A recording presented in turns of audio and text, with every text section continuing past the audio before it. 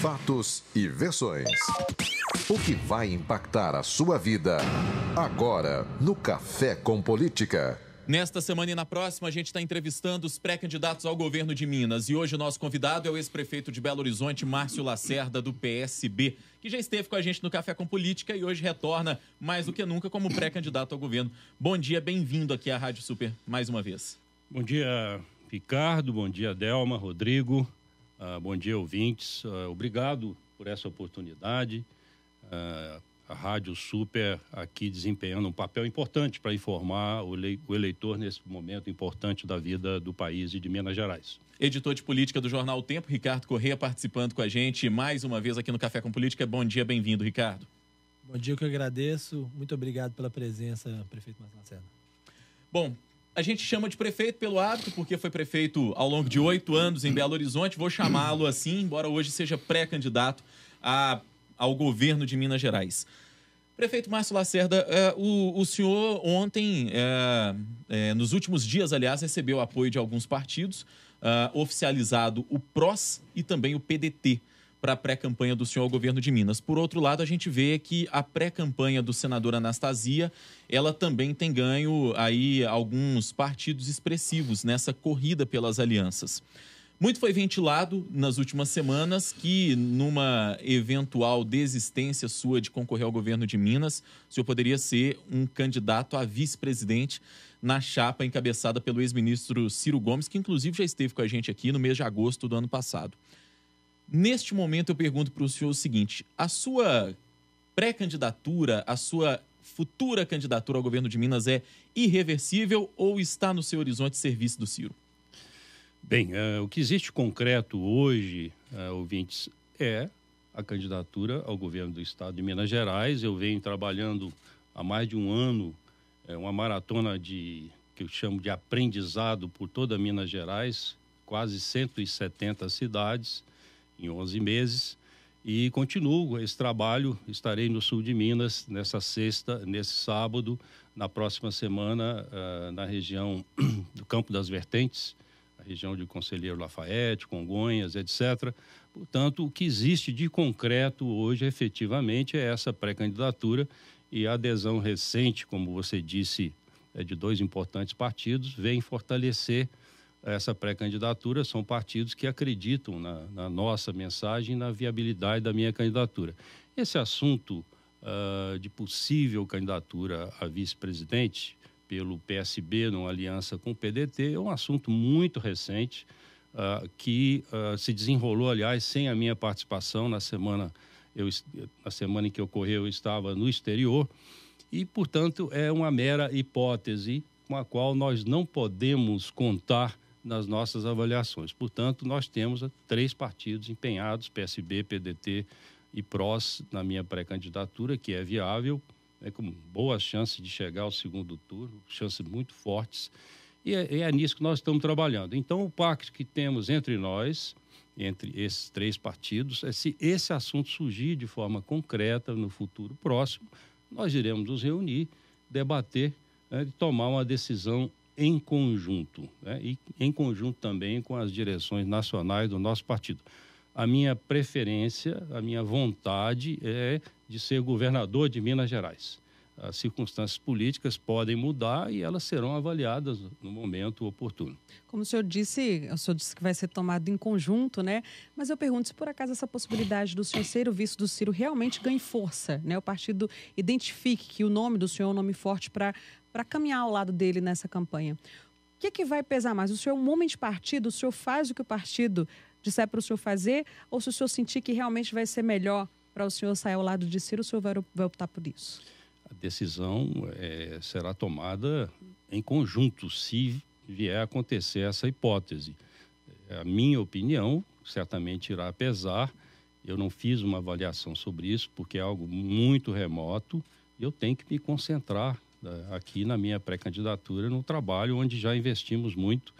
Eu tenho uma equipe aí de quase 20 pessoas me apoiando diretamente todo o tempo, e é preciso, como mineiro, encarar como prioridade a solução para Minas Gerais. É lógico que a solução para Minas Gerais depende de uma solução para o Brasil. Nós não teremos autonomamente uma solução para Minas Gerais se o nosso país continua a afundar como vem afundando. Então, nós, como mineiros brasileiros, temos que nos preocupar também com a eleição presidencial e torcer para que seja eleito alguém que dê uma solução, né, que dê esperança para o Brasil. Porque Minas Gerais depende muito do Brasil. Minas Gerais é um estado que tem a sua economia fortemente dependente de exportações. Nós somos o maior estado exportador. Então, as decisões que se tomam a nível nacional sobre a política de câmbio, por exemplo, sobre a política de comércio exterior, afeta muito Minas Gerais. E também o que ocorre no mundo também afeta muito Minas Gerais. Então, nós precisamos de um presidente, de um governo federal que trate Minas Gerais com a importância que tem na questão do comércio exterior. Por outro lado, nesse momento, nós temos, por exemplo, o dólar se valorizando. Isso é bom para um estado exportador e, ao mesmo tempo, pode ser um fator de inflação de produtos importados, mas, ao mesmo tempo, cria oportunidade de substituição de importações. Então, essa dependência é forte. Por outro lado, a Lei Candir nos prejudica muito, porque 30% das nossas exportações vêm do minério e de outras indústrias extrativas. E essa área só contribui com 2,5% do ICMS. Então, é preciso uma revisão dessa Lei Candir para que as nossas exportações venham a gerar, de fato, receitas para o Estado. O senhor traçou bem um cenário dos problemas que nacionalmente e internacionalmente prejudicam o Estado de Minas Gerais e talvez explique um pouco da crise que a gente vive mais aguda em Minas do que em outros locais, até com parcelamento de salário, atraso de repasse para prefeituras. No âmbito estadual, o que pode ser feito no curto prazo para resolver esse tipo de problema? Minas Gerais, como você disse, foi muito afetado pela crise nacional, tem várias explicações para isso, e quando o Brasil cresce, Minas Gerais cresce mais. Quando o Brasil cai, Minas Gerais cai mais do que o Brasil. Então, de 2011 a 2017, Minas Gerais não cresceu nada. Aliás, caiu um pouquinho na média desses anos, de 2011 a 2017. O Brasil cresceu 3,1%, muito pouco, foi um desastre para a economia brasileira, enquanto o mundo, na média, cresceu 28%. Então, foi um desastre e nós temos que trabalhar fortemente para recuperar esses anos perdidos. Então, a primeira providência passa pela reativação da economia mineira. Isso é fundamental, independentemente do que se fizer no nível nacional. A receita do Estado, o orçamento do Estado depende da sua arrecadação, além das transferências federais. E, nesse aspecto, nós estamos muito mal, porque se a economia não se ativa, não se reativa, onde o Estado vai buscar mais recursos? Então, as despesas crescem, as aposentadorias, os salários crescem, porque tem determinações legais para isso. Enquanto a gente não muda a política de salários ou a política previdenciária, essas despesas continuarão crescendo. Então, a primeira providência, além de cortar despesas, isso é fundamental e é possível cortar muito no Estado, reduzir estruturas, reduzir o aparelhamento político, dar mais eficiência ao gasto no sentido de fazer mais com menos, é preciso que a economia seja reativada para melhorar a arrecadação. E como fazer isso? É preciso que o Estado tenha uma política tributária que não seja inimiga da economia mineira. E isso está acontecendo. Minas Gerais cresceu as tarifas do ICMS e, se você analisa nos últimos 10 anos, a participação do ICMS na arrecadação caiu no Rio, caiu em São Paulo e cresceu em Minas Gerais, no momento de queda da economia. Isso afugenta investidores, isso afugenta novos investimentos, isso aumenta a sonegação. Então, é preciso reavaliar a política de tributação em Minas Gerais. É preciso ter uma estrutura de governo que trabalhe para atrair investimentos de uma forma agressiva, proativa, e hoje o Estado não tem nenhuma estrutura para receber eficientemente os investidores. Isso eu posso falar muito bem, que fui secretário de Desenvolvimento Econômico do Estado, tínhamos uma estrutura poderosa de receber bem e ir atrás de investidores. Ao mesmo tempo, é preciso destravar a burocracia que atrapalha os investimentos. Nós temos um setor, por exemplo, muito ativo na economia mineira, graças a Deus, que é o agronegócio. O agronegócio mineiro é muito competitivo a nível mundial, trabalha com inovação, trabalha com produtividade, está presente em todo o mundo. E é um setor que diz o seguinte: se o governo parar de atrapalhar, já ajuda. E atrapalha muito no licenciamento ambiental, na outorga de água. Nós temos aí meia dúzia de setores no Estado trabalhando com assunto de água e batendo cabeça uns com os outros. Ou seja, o Estado está muito desorganizado em todas as áreas, mas a desorganização na área do desenvolvimento econômico é muito danosa para a própria arrecadação do Estado. Então, essa questão do desenvolvimento econômico, um Estado que tem uma economia tão diversificada, é possível destravar isso. Nós estamos conversando com o pré-candidato ao governo de Minas pelo PSB, o ex-prefeito de Belo Horizonte, Márcio Lacerda, aqui no Café com Política. Prefeito, nos últimos anos, nós percebemos sempre o governador Fernando Pimentel reclamando do déficit que, segundo ele, foi deixado pela gestão do hoje senador Antônio Anastasia, que é também pré-candidato ao governo de Minas. O senhor, se for eleito, certamente vai enfrentar também um cenário de déficit. O senhor já apontava aí até a necessidade de reduzir gastos, enfim, para conseguir tocar a administração do Estado.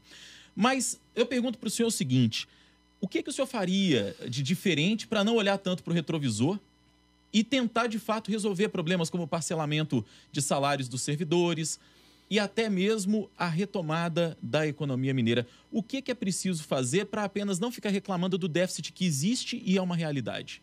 É um déficit muito forte. Aliás, é um déficit, né, como você disse, começou no governo anterior. Desde 2011, o Estado vem acumulando déficit no seu orçamento. O atual governo ampliou esse déficit. De 2011 a 2017, incluindo já 2018, nós temos mais de 30 bilhões de reais em déficit acumulados. E isso é difícil até de entender, porque a lei de responsabilidade fiscal não permite que você envie orçamento sequer para a Assembleia com déficit previsto, sem falar em contingenciamento de despesas. Então, nós tivemos uma certa responsabilidade nisso. É uma situação muito dramática, muito difícil de enfrentar. As dívidas se acumulam com fornecedores, com os municípios, se acumulam, né, com os funcionários. E, nesse momento, a soma das despesas com o pessoal mais o custeio básico passa de 100% da receita. Então, é preciso, de fato, cortar o máximo possível em estruturas, em vantagens, em benefícios, tudo o que for possível fazer dentro da lei. O que não for possível é necessário levar à Assembleia e, na forma que a Constituição Mineira permitir, até consultar a população, fazer alguma espécie de referendo, de plebiscito, para tomar medidas talvez mais drásticas, mais difíceis, mais politicamente inviáveis do ponto de vista de Assembleia Legislativa. E, portanto, não é fácil, não é simples. Nós teremos 4 anos de trabalho duro, sem pensar em reeleição.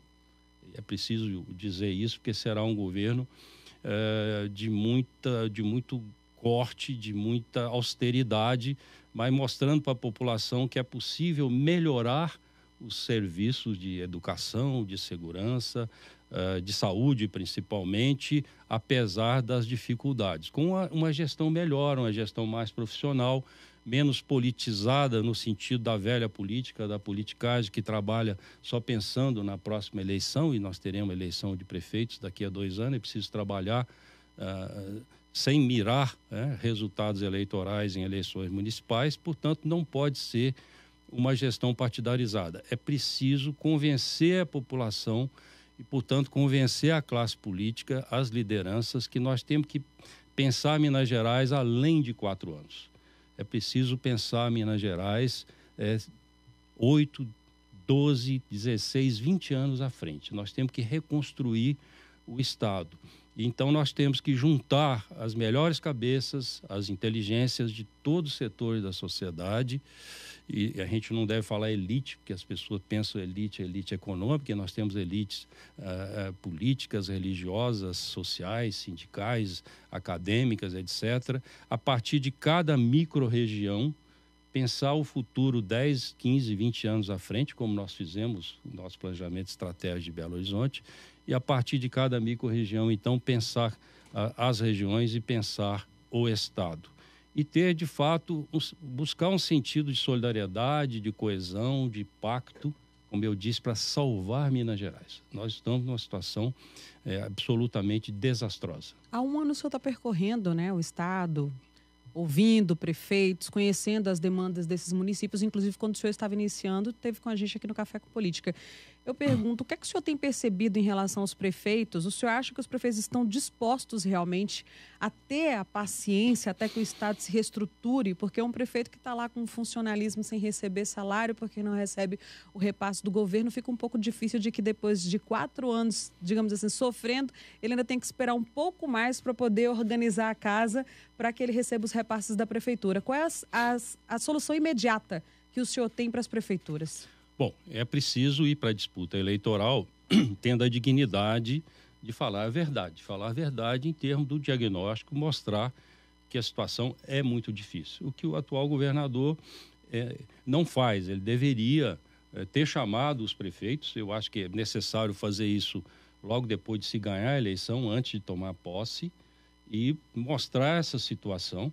É preciso ir para a eleição, então, tendo o diagnóstico claro, e não fazendo promessas fáceis, populistas, demagógicas. O povo está cansado, não merece mais isso. E ser capaz de disputar a eleição mostrando que tem um caminho. E dizer quando pensa que seria possível ter algum superávit nas finanças do Estado. A gente vê os municípios fazendo um esforço enorme. E, aliás, a boa notícia é que em 2016 nós tivemos uma maioria de bons prefeitos eleitos, reeleitos no Estado, e que estão se esforçando para mostrar que é possível ter uma nova política, com transparência, com verdade, com participação, montando boas equipes. Eu comecei essas viagens um pouco pessimista, mas saí delas mais otimista, ou seja, nós estamos reconstruindo o Estado pela base.